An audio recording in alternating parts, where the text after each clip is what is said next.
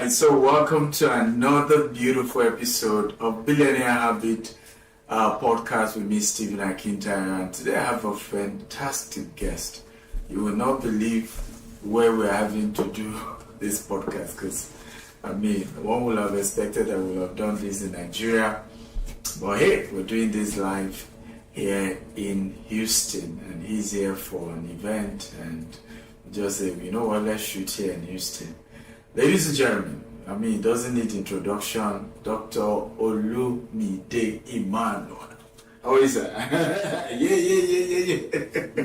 You are a veteran of podcasts. I can't imagine how many you've done by now. I've lost count. We keep getting it. I think when one goes viral, yes, new setup, everybody wants to know this guy gets the crowd. Let's invite him. This is my thought this week alone. Wow, even here in Houston, podcast is chasing. So in Atlanta, they had to come. Somebody was pursuing, came to the house. Somebody, so it's just, well, it's good. Every opportunity we have to be a blessing. We take advantage of it. Yes. So just make a difference because.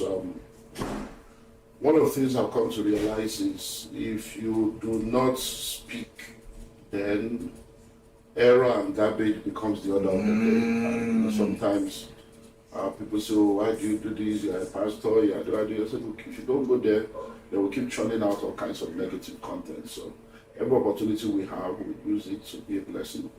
We use timely technology to preach the timeless truth. Timely technology to preach the timeless truth. That's really powerful. For me, I think we will just go straight. This is not the first time hosting you, and there's so much development. Let me start with your message on tithing. It's gone viral now. And you talked about how pastors emphasize on 10% and forget to talk to people on how to manage the remaining 90%. You are among few other pastors that begin to help balance the conversation around giving, around tithing, and just to balance it, because we are beginning to move from the days of you go to hell if you don't tithe to hey, it should be from a place of love, it should be from a place of giving. Now the question, because I've heard somebody raise this in a recent podcast, he said, and they were asking, they said, some billionaires are claiming that they made it because of God.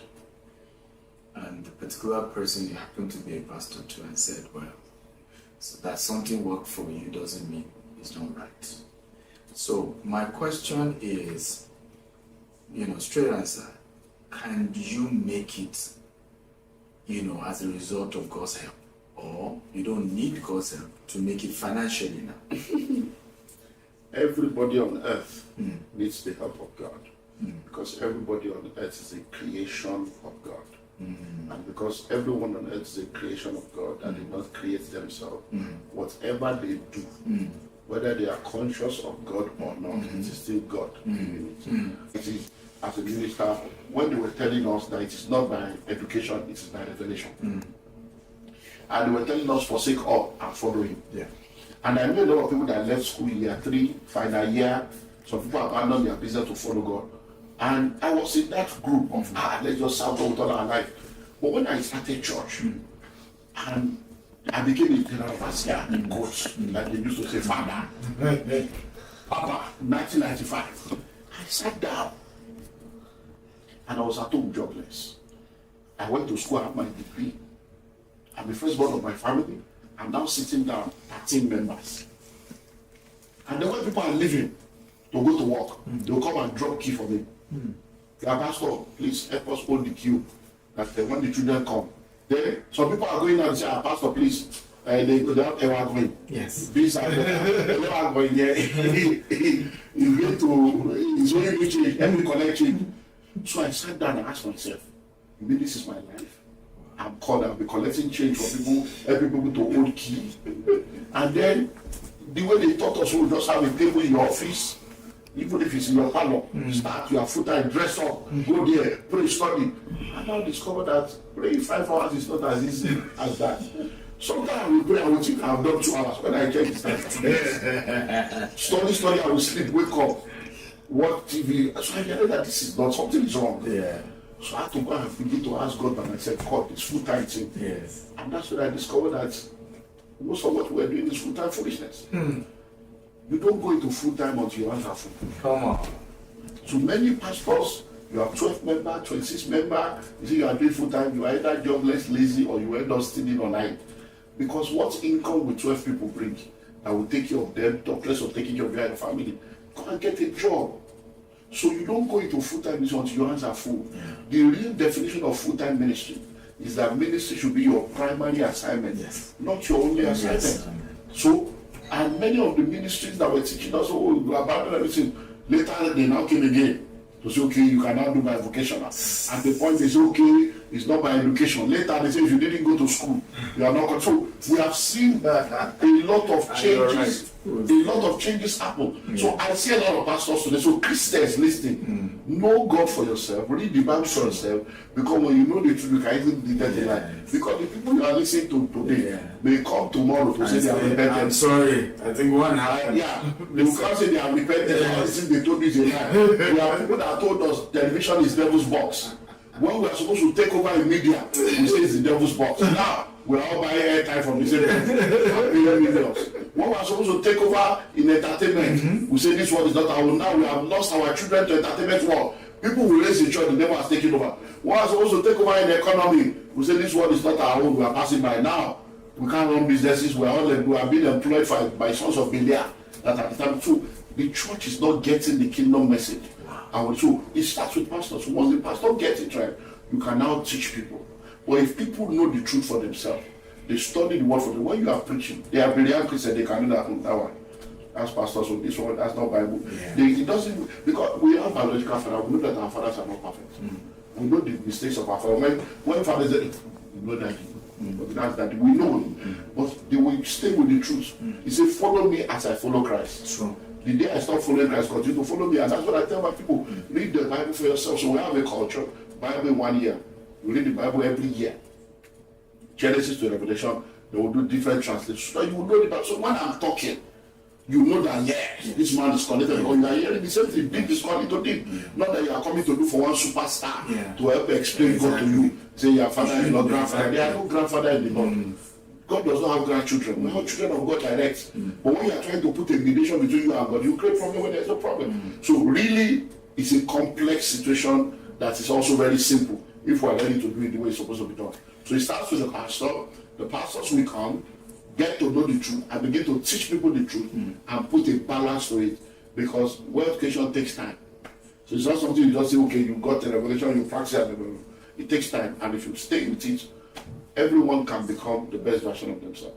Important. So another question, may not be related. Where is the balance between business principles that work in business and principles of when it comes to ministry? And I'm asking this question because I've seen a trend you're a pastor, and I've seen a trend in ministries where it's becoming so competition. And it's quite dangerous. I'm seeing things that even those of us who are core entrepreneurs in circular are not even doing. You know, as the son of my son, this one must be doing fake miracle, and this one, I ordained him, and this one is this. It just goes petty. It looks as if even among the so-called reigning pastors, you also see this one is not necessarily talking to this one. This one will not speak the day you are doing coverage. You even put them on same flyer. This one will not speak the day this one is speaking. One will even say, if you are inviting this one, me, I'm not coming. And I'm getting to that point. And these are people, young people are following, because I'm a church boy. A lot of people may not know, but trust me, I'm a church boy to the core. And some of these things were probably why I just decided to stick to business and just left ministry for ministry. How do we make sure the right business principles can be applied in personal business enterprise, but we also don't bring those competition that are good for business but not in ministry? One of the things we need to understand is the fact that ministry is both an organism and an organization. Okay. As an organism is a living, breathing being that functions based on the spirit and the life of God. Yeah.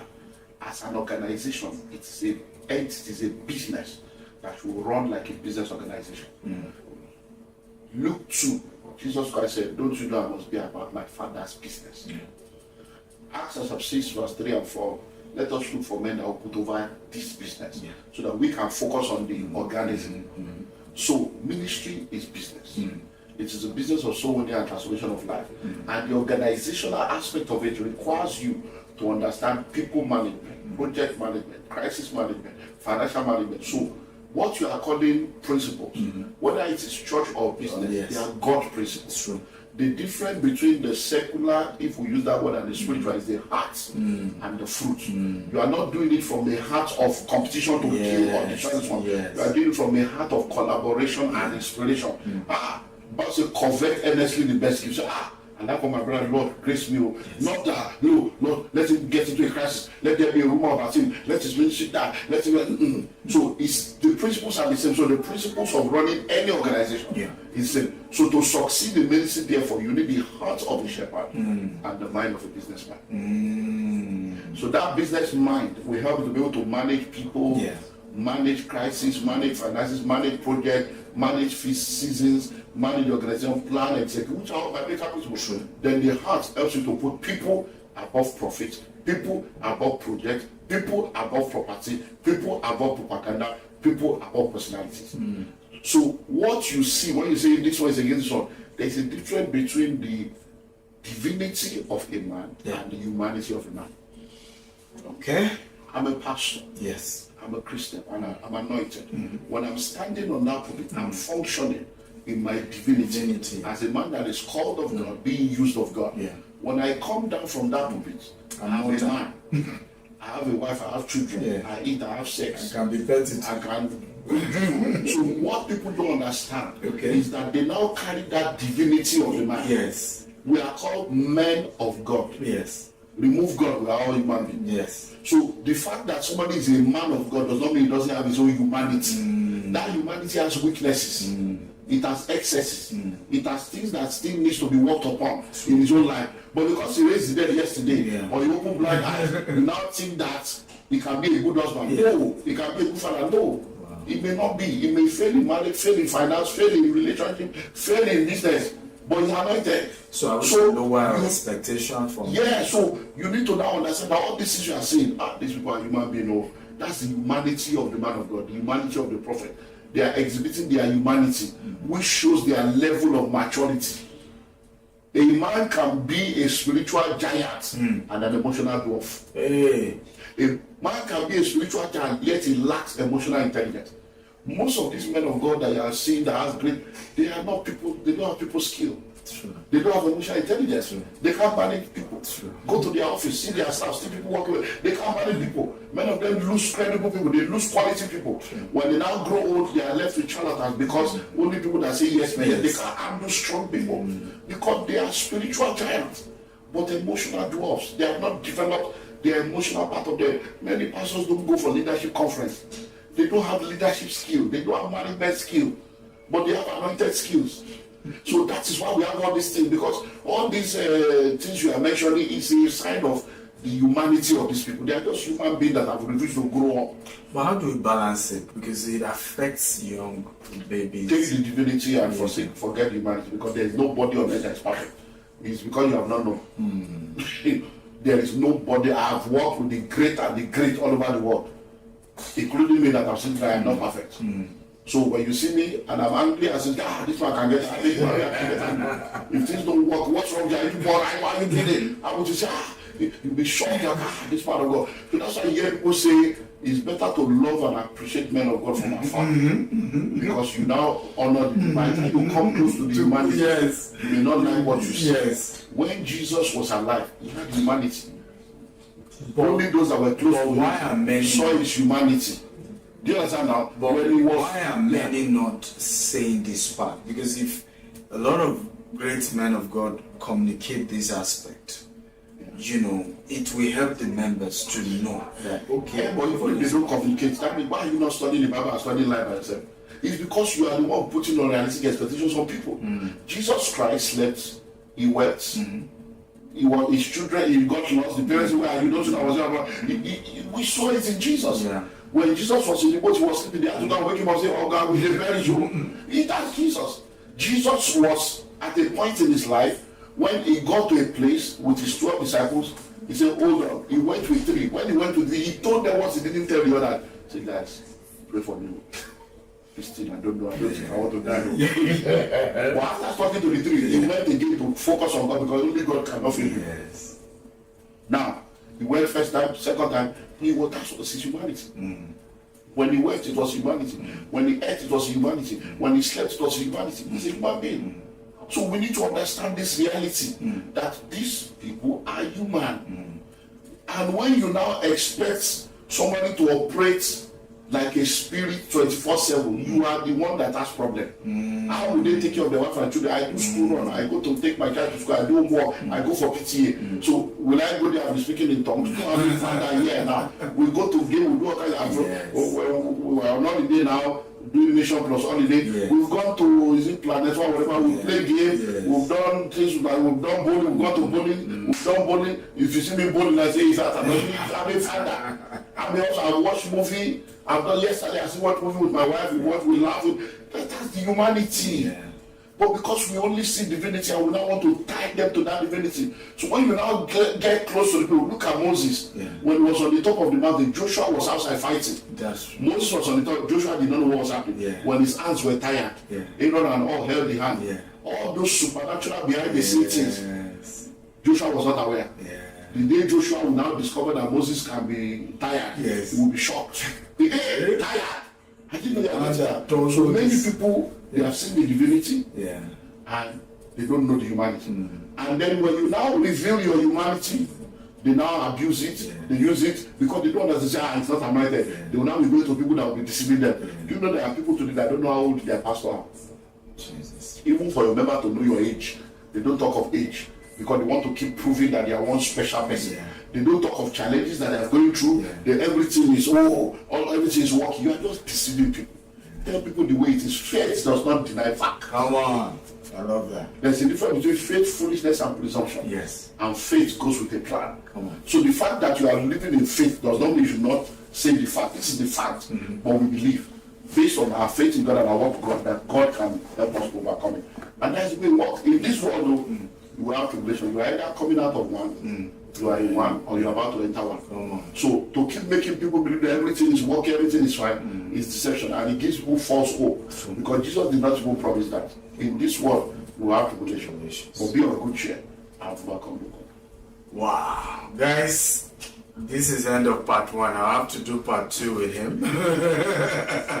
Because we really just can't finish this, okay? So we'll have to do part 2.